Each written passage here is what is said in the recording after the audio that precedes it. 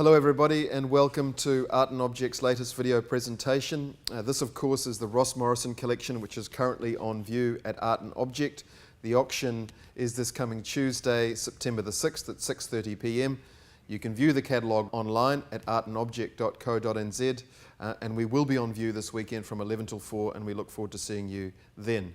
It's very rare that we actually get an opportunity to talk to one of our collectors, and with me is Ross Morrison himself and James Parkinson, who you know well, and Ross and James are going to talk to you about some of their favourite and most interesting pieces in this extraordinary collection. Ross has been dealing in mid-century design or modern design for the last 15 years or so, but in fact it's only part of the picture. Ross has in fact been dealing since he was 21 years old and dealing across a whole lot of different areas.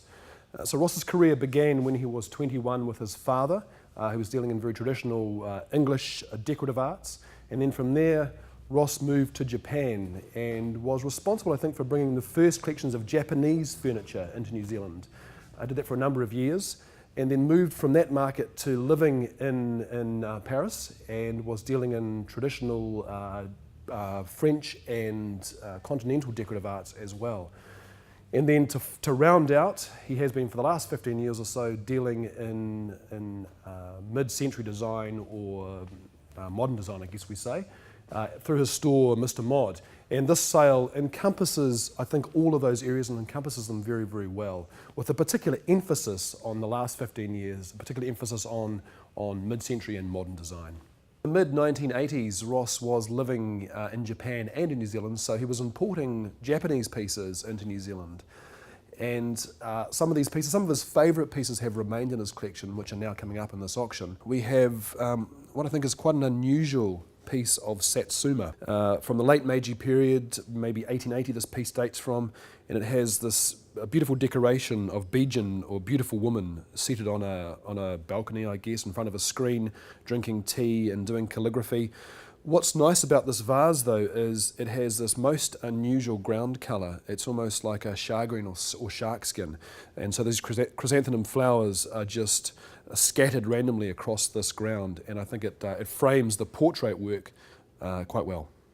This is one of my favourite Japanese pieces, a Japanese pack horse saddle that I discovered on a trip to Japan in the mid-80s. I was taken on one afternoon out into the country and I met up with Akira Kurosawa's props buyer, who supplied all the props for his famous films from the 50s. And in the afternoon I was allowed into his storehouse and I discovered this saddle in a corner and asked him about it, and he told me that this was the last piece that he had from his props buying days, and he wasn't going to sell it, but eventually, after talking to him for a long time and going through having tea and such things, I managed to purchase it and brought it back to New Zealand in about 1984. It's particularly interesting. The front half here of the saddle is leather with a gilt sort of Grecian key almost pattern on the front there.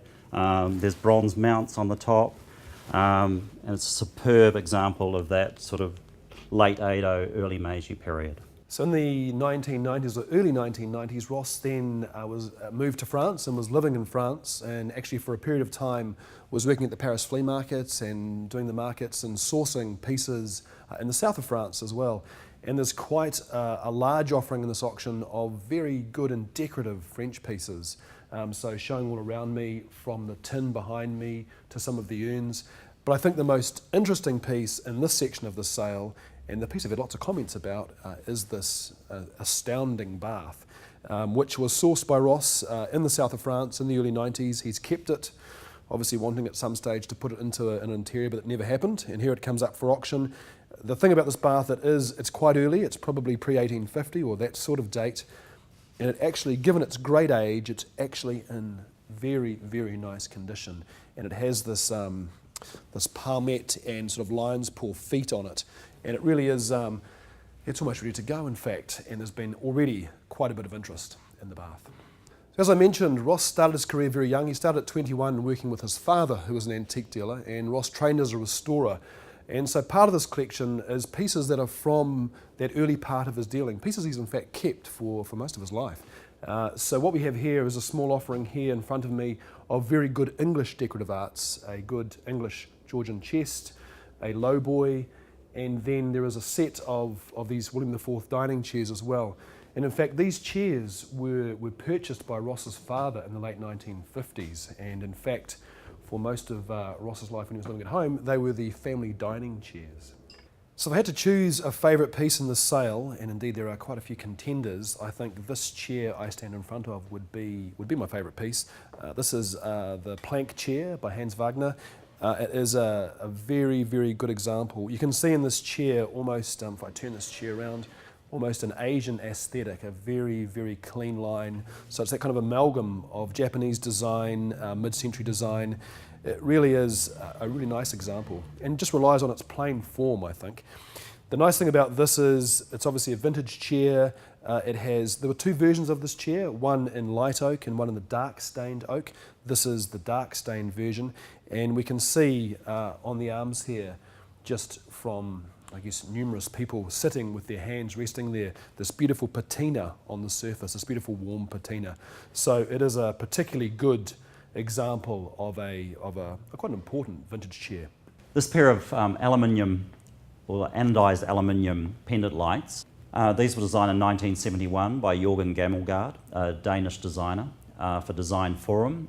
They're anodised aluminium and the model is tip-top. They're quite unique with a tube that runs right through the middle and they give quite a diffused light.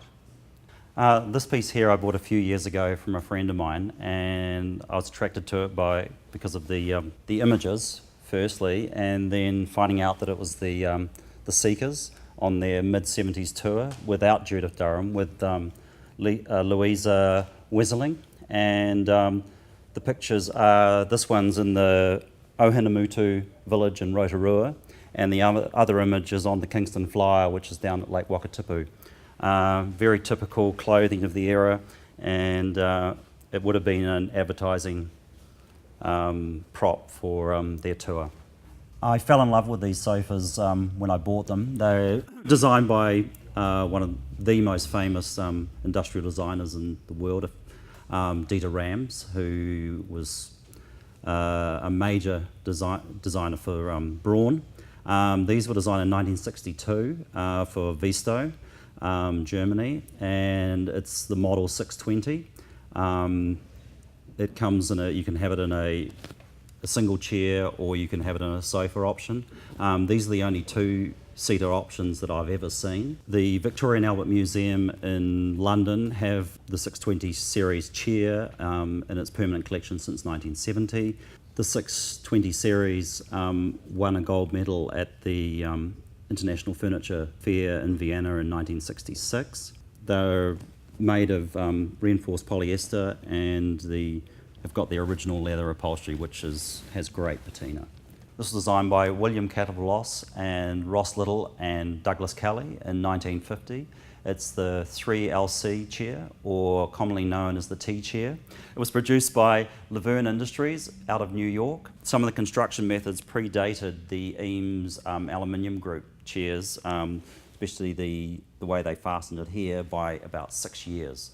So it's a pretty unique chair for this part of the world, and a really unusual design for the sling. The leather comes up and is folded back under here, which is quite a difficult process. But it's a pretty stylish chair, and it's one of my favourites.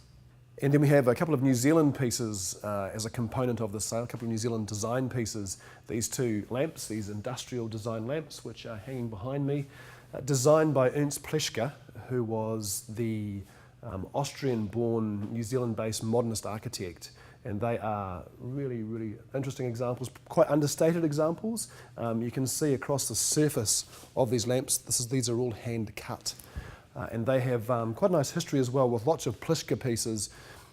Pleschke's pieces come from various places that he designed, and various houses he designed, and not a lot comes to the market. But these lamps, we know, came from the St. Martin's Presbyterian Church in Christchurch. So nice history there, and they are very, very good examples of the kind of work, the modernist work that Ernst Pleschke was doing.